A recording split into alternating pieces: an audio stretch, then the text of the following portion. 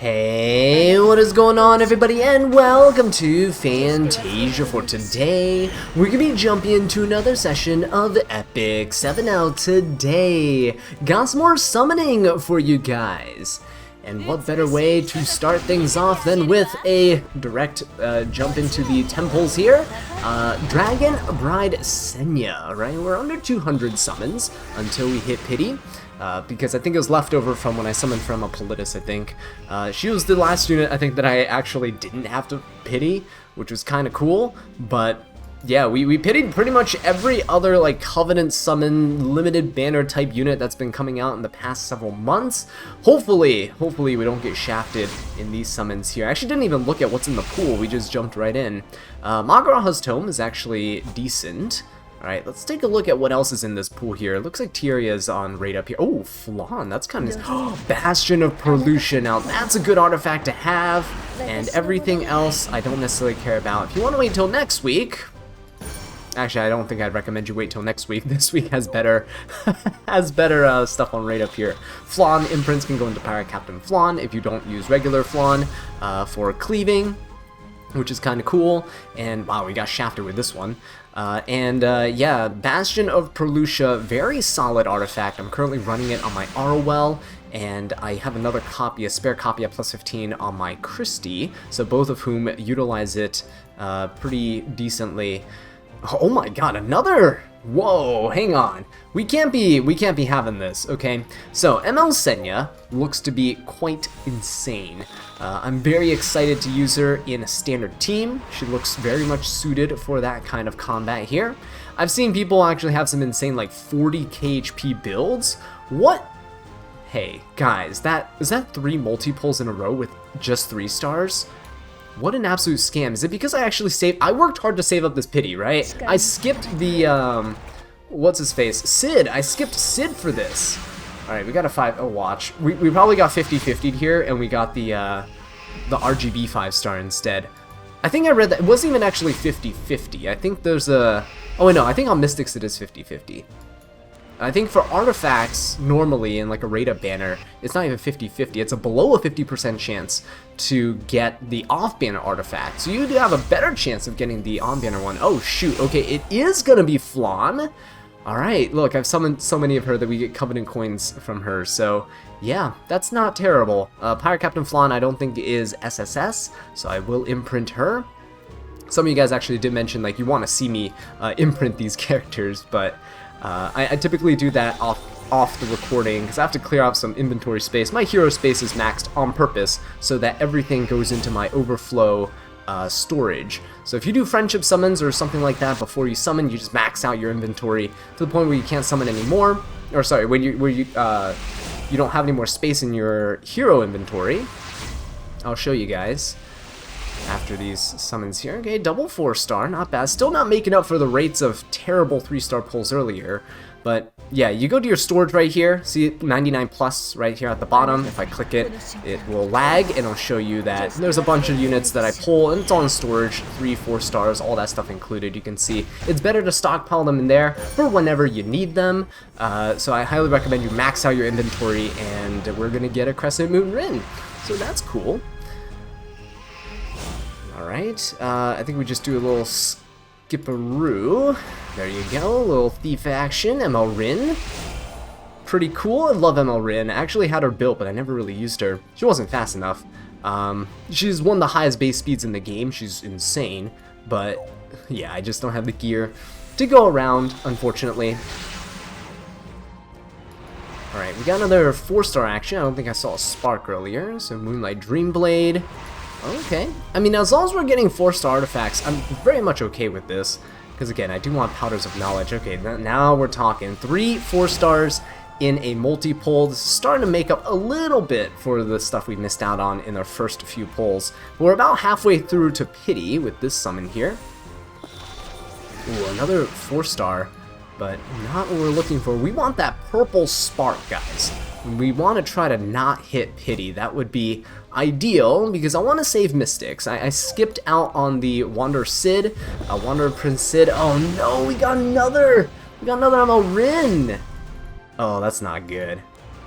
That's not good. That's not what we want. Yeah, I've been stockpiling Mystics because I was, trying to save up for one, Senya, who we knew was coming. But I'm also curious because we're getting near that summertime, and summer is an important time for events, anniversaries sometime late in the summer for Small Gate as well. You have your Epic 7 World Championship, so you're going to have an ML5 and multiple ML5s and other units teased during this time, and so I want to be prepared for it. This is actually a pretty good multi, not bad, 4 stars. Again, we're making up. This is definitely making up for the lack of summons earlier. We did get 50-50'd on the Flan though, which kind of sucks, and we're back to 3 stars. When I talk about 50-50, if you guys don't know, if you look at the rate ups here, look at Dragon Bride, Senya, and Flan, right? 0.625%. So, yeah, that 0.625% that we hit for Flan could have been a Senya. Alright, let's see what we got with this artifact. Another Magaraha. So it's really good to max out artifacts here. Like if you're trying to find a specific 4-star, chances are you're gonna max it out if you're trying to summon for a character. Oh no! Don't tell me we got 50-50'd on Flan again. Don't tell me we're gonna hit pity on the Mystics, because that actually really sucks. Covenant summons, it's fine. Like bookmarks are easy to come by. Mystic medals take a while to stockpile, and I don't buy packs. I don't buy the currency packs like Mystics, Galaxy, and stuff. Oh, that's good actually. I'd much rather get the 5-star artifact than the 5-star hero in this case. So Bastion Perlucia, I'm actually really happy with that summon. Kind of wish the Flan we got earlier was also a Bastion, but can't really do too much about that. Alright, ooh, multiple 4-stars, I'll take it. And they're artifacts too this time. Got a bunch of 4-star heroes just earlier. Okay, that's not terrible. Alright, come on. Please, we have 53 summons left. I really don't want to hit pity. That's the goal. But it looks like it looks like we don't have a choice. All 3 stars. Ooh. Come on now. Come on. We can't keep doing this. Where's the purple spark? Where's the purple spark? Just guarantee me the summon. But not like pity guarantee you. Just give me the summon. Got 3 4-stars actually. Again, we're making up for the rates from earlier. This is good. Definitely good. Just not necessarily worth the Mystic medals for these pulls, but definitely better than just getting 3 stars like we're about to get here. Oh, won't let me skip actually. Oh, okay. Got a little fake out there. Got an Angelica. Oh, actually 2 double fake out. Okay. I don't know if it makes me feel good or not, honestly, this feature, Smilegate. I don't know if it makes me feel good or not. At first, when I saw it, I was like, oh, it's a pretty cool thing, you know? I thought I got nothing, and then I did get something. But seeing no sparks just kind of dampens the mood. It's like, ooh, I don't like that. 13 summons in total guaranteed. Alright, let's just start doing single pulls so I don't overspend my Mystics here. I still have enough for a full pity, close to a full pity, right? 10k Mystics is a full pity, so we're slowly creeping up on that. Oh no. Oh guys, I think it's it. I think we have to go to pity here.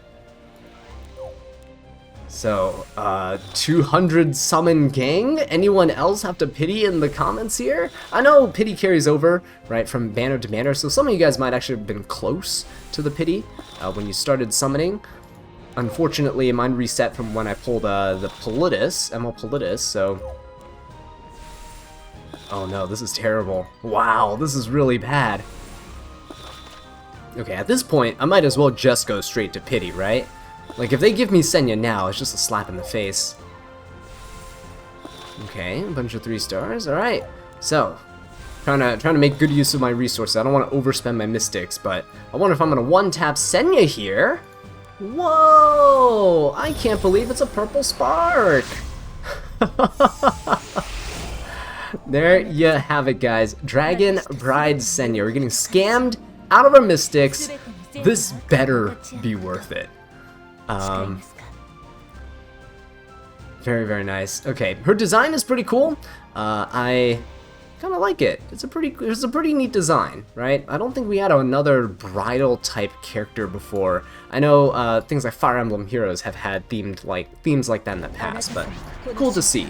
All right, time to jump into our showcase.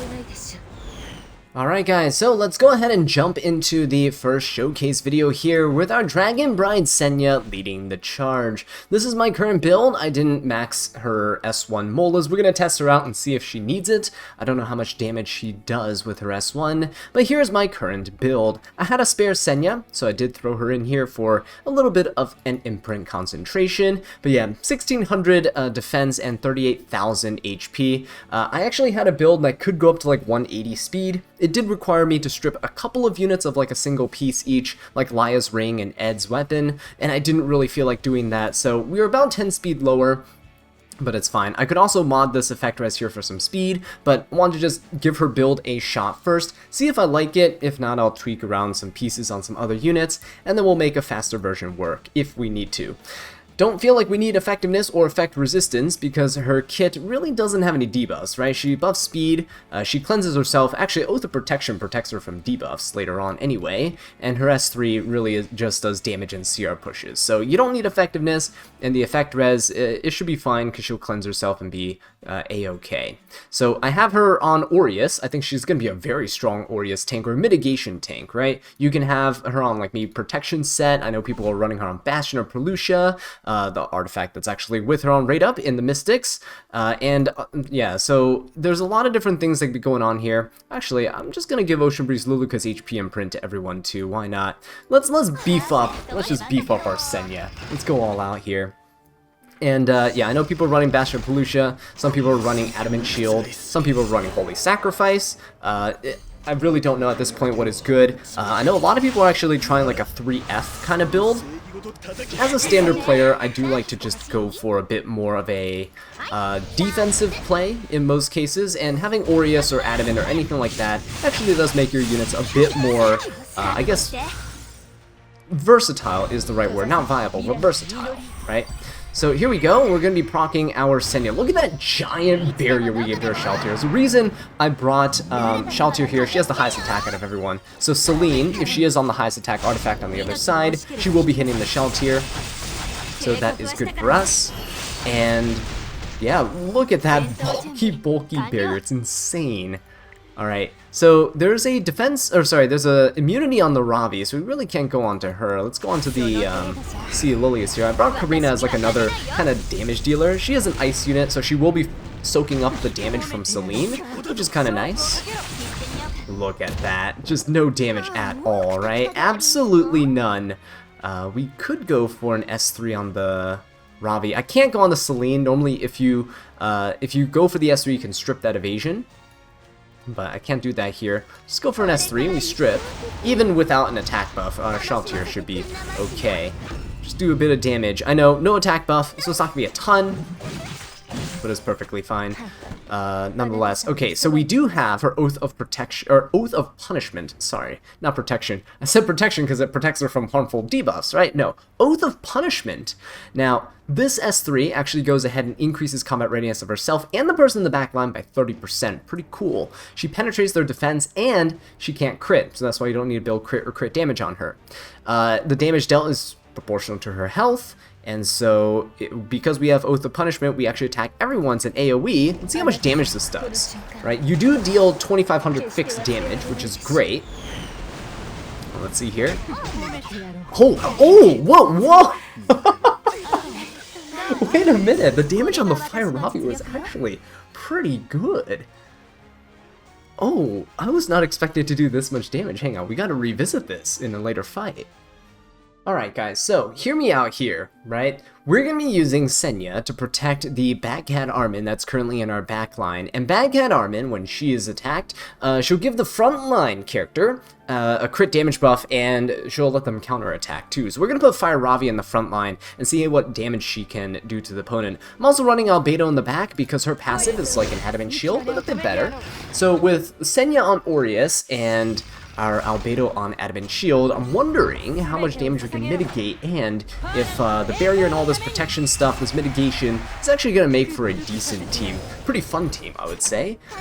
But let's see here. Armin is going to go in S1. We actually somehow hit the Aiden, so that is not what I wanted. I wanted Aiden to kind of just go and hit the Armin, so that we can proc our we can proc our Senya, right? Because I do want to test out Senya's damage. So we can still go for Senya's S3. Here's the thing, right? The only thing is that it's not an AoE attack. So we also don't deal fixed damage. Let's go and attack the... Let's just go ahead and attack Kairon. Let's proc his immortality. That's the goal here. I want to play efficiently. I don't want to throw the match, right? Still want to do this. Okay, alright. 6,000 something damage. Not too bad. Not too shabby. Oh, look at this. So, beautiful stuff. We got a counterattack coming out here. Okay. That's decent. Ravi's gonna counterattack. Because of the Armin, right? Look, she got the crit damage buff and everything. Pretty good. Let's go for an S3. Now, I can't hit the Kairon, there's no reason to hit him. We have disadvantage from elements, and he has evasion by 50%, so there's a 0% chance that we'll ever attack him. Let's go for an S3 onto the... I don't know if I can really debuff the R well, so we'll go into C. Lilius, try to get that defense break going. And again, once Armin falls below half her health, that is when the fun starts. Okay, so Kairon's gonna come in with an S3 on Albedo. She is here because she's Earth, right? And Earth will bait fire units on the other side. You see the Oria's working on our Senya there too. Let's go for a kill here. Let's just S3 into the Kairon. I know there's no provoke or anything happening because we will kill him, but that's the goal, right? Let's just finish him off. Barrier for everyone else, which is kind of cool. And here comes the Aiden S3. She has a vigor buff. I don't know if she'll kill. Look at that. No kill there. Actually pretty impressive. So look at this. Aureus and the mitigation from Albedo, right? Look at that barrier. Pretty nice. Although it... Okay, to be fair, it's about to get stripped. But that is not my fault, okay? That's not my fault. Also, it's not... Ravi hasn't attacked yet, so that kind of sucks. So if you Soulburn, increases damage dealt. Let's see how much damage we actually do with this S3. I'm very curious. So 38 KHP, right? No imprints, no team imprints and stuff like in the last game, okay? She's gonna come in here. Oh, pretty good. It is pretty good, honestly. That's the kind of damage I think like ML Kairon kind of wishes he had. Although, yeah, honestly, it's probably the kind of damage he wished he had. Now it's a pretty tanky team on the other side, right? See, Lilius is pretty tanky usually. Arwell with the S-Core, pretty tanky, mitigating damage. And Aiden with her evasion, but let's go for the S1. There's a counterattack coming out. It's all good. Hey, I think this is actually pretty nice. You can probably make some really wonky team comps with this, honestly. Alright, let's see if 3F actually finishes off the Aiden. There you go. Wow, ML Senya's damage is not terrible. I do want to fight a game where there is no mitigation on the opponent's side to just see what her raw damage stats look like. And we're going to try that next. Alright guys, so I think I found a pretty decent team here to go up against. We're fighting an ML Politis with Genoa. There's also Aiden and Karina there too. With the ML Senya here, we're going to protect Arya in the backline. Now Arya typically is pretty good at fighting against Genoa. The problem is with a lot of units like Arya, if she's the sole DPS and everyone's focusing her, that's an issue. She might die. And because she stealths the entire team and she's going to get focused, she might die. So we're going to bring in Albedo for her Adamant Shield mitigation, and then we have ML Senya as well with her Aureas. Now you can always give Adamant Shield to your ML Senya, and you can bring another Aureas Knight, like an LRK or something like that, whatever suits your fancy, and I think it'll work just fine. Well, I will be going for the Elena's S3 here. So, because the rest of my opponent's DPS are all about to go, so might as well protect my team. Alright, you see here, pretty good. I don't think anyone got anything stripped. Yeah, so we're looking pretty solid right now. Aiden is everyone's basically gonna rip off their S3s, and the timing is actually good for me because Aiden's going before Genoa, before Karina, and that means that they won't be, they won't have their invincibility, right? It's gonna wear off. So right now, both teams are pretty much fully invincible, except for the Aiden. Yeah, so all these counters, all these shenanigans really don't do much. We can go for an S3. I don't know if I really want to right now. Let's just poke the Aiden, get some damage in.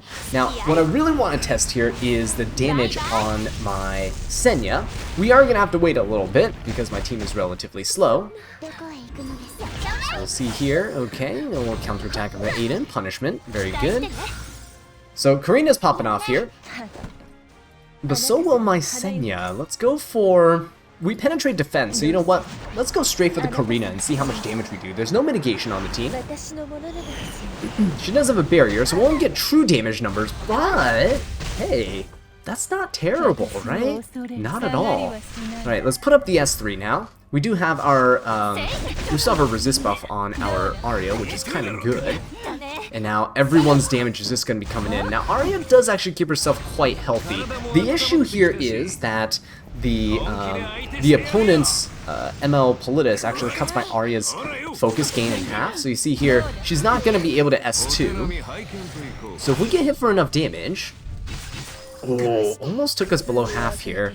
Alright, let's go for a hit onto the Karina. Boom. And let's go here with an S1. There we go. Got some Celestine heals. Alright. Oh shoot, it's actually not really what I wanted. This is working out too well in terms of protecting Arya. She's not going below half health. So that's another thing you gotta maybe kind of watch out for here, is that if you aren't able to get that unit in the back line below half their health, you might get in a little bit of trouble. Oh, well actually, Arya just popped off here, so really you saw ML Senya just work as a mitigation knight. You did see a little bit of her damage potential against Karina there, right? You ignored defense, you don't care, just shred right through and deal a bit of chip damage. Not bad overall, to be honest. Alright guys, so why don't we play to the lore a little bit, and we'll bring in our Dragon Bride Senya here. We're actually going to take her off of Aureus. I'm going to show you the change. We're going to swap her over to Adamant Shield, because she is actually relatively decent on that as well. Same stats as Aureus, so none of your stats on your HP will change here, which is kind of good. We're going to bring in LRK. He is on Aureus, so that's the reason why you're changing it. You don't want to double up on Aureus, because then one of them doesn't work. We're also going to bring in Dragon King Sharoon, because there is an 8 Tywin on the other side who might stun our units. LRK gives immunity though, so we will be safe later on. And I am going to bring in my Spirit Eye Selene as a damage dealer. So Spirit Eye Selene is typically pretty strong against like dark teams on Arena and Guild Wars, because they'll target the Spirit Eye Selene, then your Spirit Eye Selene just claps back. We're gonna switch her over to Wind Rider, typically what she's supposed to be on, but Genwa stole it. So these are her stats. She's on Pen Set, she's on Lifesteal, 260 something speed, not terrible. And I'm trying to put her on this because I want them to attack the Spirit Eye Selene in the backline, especially with Abyssal Yuphien's AoE, and it'll proc Dragon Bride Senya. That way, hopefully we can get some really nice damage numbers in. And I want to see how much damage we can deal to units like ML Haste, who is starting to see a rise in the meta, right? Now, Haste can revive if he kills somebody with his S3, and that's something we want to try to avoid. So hopefully this team is tanky enough. Right, we see here the S3 coming in, so Tywin might be stunning somebody, and that's A-okay, because Dragon King Sharoon is going to jump up. Okay, so Blood Moon Haste is going to come in, gonna go straight for the Spirit Eye Selene, but look at this, look at the cleanse coming in, right? Beautiful stuff for the Senya, and here's the cool thing, Oath of Punishment here, 2500 fixed damage, Cascade, also another 2500 fixed damage. It's gonna be pretty cool. Now, Dragon King Sharoon didn't get to cut there, which is kind of sad, but it's okay. ML Politis did push her back, and she does have the speed down debuff. But that's okay. She will be able to cleanse the sleep here and she'll wake up. But look at this. Spirit Eye Selene has such a chunky barrier, it's insane, right? Let's go for an S3, because why not? I know the 8 Tywin's gonna cleanse everything, but it's fine. This will turn cycle the Dragon King Sharoon, so we at least don't have our debuffs anymore. Okay, so there's another counterattack coming out there. Let's go for an S3. So LRK is going to do quite a bit of damage with this S3, especially with the 2500 fixed damage, right? There we go. So I want to see how much Dragon King Sharoon's going to do. Oh, not Dragon King Sharoon, sorry, Dragon Bride Senya. That's what I wanted to say. Okay, good stuff, Spirit Eye Selene. Alright, ready? Here we go. We're going to soul burn this again. 2500, 2500, that's 5000 damage to everyone already if they don't die from the initial S3. So let's see if this kills Blood Moon Haste or a Tywin. If a Tywin's on Aureus, I think he's dead. But,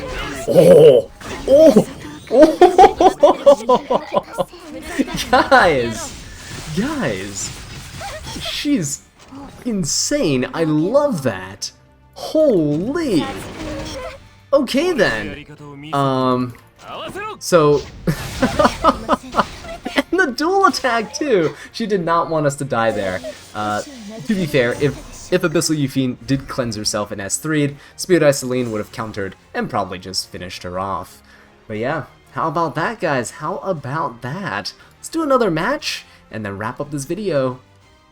Alright guys, so for the final showcase here, let's go ahead and jump in against Abyssal Euphine, Navy Captain Landy, Ocean Breeze Luluka, and of course the best mitigation in the game, Crimson Armin. We did put our Senya back on Aureus, I'll show you right here. Does give us a little bit of defense buff for everybody as well, which is kind of nice. I don't have any other mitigation on the team, so we're just going to jump into it. ML Ken's in the back line. He is going to be dealing with the AoEs from the Abyssal Euphine, and Navy Captain Landy is going to target him. So he's in the back to get that extra protection, just in case things go down south. And of course, when he gets low enough, if ML Senya procs, then we're going to be good, right? We're going to be able to cleanse him, we're going to be able to give him a barrier, and he should stay alive. I got Brigitte here, so I chose her because I want to lock down the Landy. There's no rhyme or reason for choosing her over any other Soul Weaver here, but I decided, hey, why not continue testing her out here with some binds and blocks on the Landy, which we did land, thankfully. And let's go for an S3 onto the Ocean Breeze Luluka. Now, I don't think this will kill, even with an attack buff on Hua Young. Crimson Arm is just too strong with mitigation, so if this doesn't kill, which it doesn't, it's fine, because we can soul burn our Senya. Let's see if this kills. I wonder how much damage this does. It ignores defense, right? So I don't care about that defense buff from the Ocean Breeze Luluka. Also a really good test of damage numbers here. Oh, that's nice. Almost 7.5k damage. And that is through Crimson Armin's mitigation too, which is insane. Not only did she share a lot of that damage, but she also mitigated a ton of it too, right? Just decreases damage taken. So that's kind of nice. Alright, let's go for the S3 here with ML Ken, just because the ML Landy is going to be annoying. But she won't be able to counter here, right? So we got Defense Breaker, so if she attacks, we will be able to kill with the ML Ken. So at this point, I don't think there's any reason for me to S2, because, I mean, I know Landy's gonna go, but just go for this. Ooh, dude, this Euphine's gonna be the end of me. Alright, Senya is gonna give me a nice chunky barrier on this. Look at that barrier on the ML Ken. Holy guys. Alright, the bad thing is, this thing doesn't strip anything, and everyone's protected from the Crimson Armor right now, so I might as well just S1 and poke. Let's get a speed buff going. There we go. Ooh, actually, almost killed. Almost killed there. Okay, Abyssal Euphine is gonna S3. There's a lot of damage coming in, dispels as well. Alright. I just want to be able to live, guys. I want to be able to live to see ML Senya's S3 and how much damage it does. Okay. Oh, she's going. Ooh, that's not good. Abyssal Euphine going for my Senya is not good at all. Okay, Crimson Armin going for the ML Ken. She does crit, which is funny. Alright. Good. Let's see what the Soul Burn is going to do here. I don't think it's going to kill. It's the main thing. Because Crimson Armin again is here for mitigation. Also, I think this Abyssal Euphine is pretty tanky. Yeah, she is. Ooh, she does counter us and kill. That's okay. We did end up dying here in her debut, but that's fine. I think she kind of did her job, right? A lot of damage with that S3 over there. So let's go into the Crimson Armin. I think we just Soul Burn this. Crimson Armin is such an insane mitigation unit. And of course, Abyssal Euphine is insane with all of her counters. I've never seen a unit counter this much ever. Holy! Alright, let's go ahead and just finish off this this Crimson Armin. Beautiful stuff. We're gonna attack down on Hua Yang. That's okay. Oh, actually, no, never mind. ML Ken just finishes things off. I think without the ML Senya there, ML Ken probably would have died, honestly. Without that barrier mitigating all that damage. Yeah, so pretty good job, pretty good showing from the ML Senya. Really excited to test her out in RTA. If you want to see that, please make sure you're subscribed. With that being said though, guys, I'll catch you all in the next one. Take care.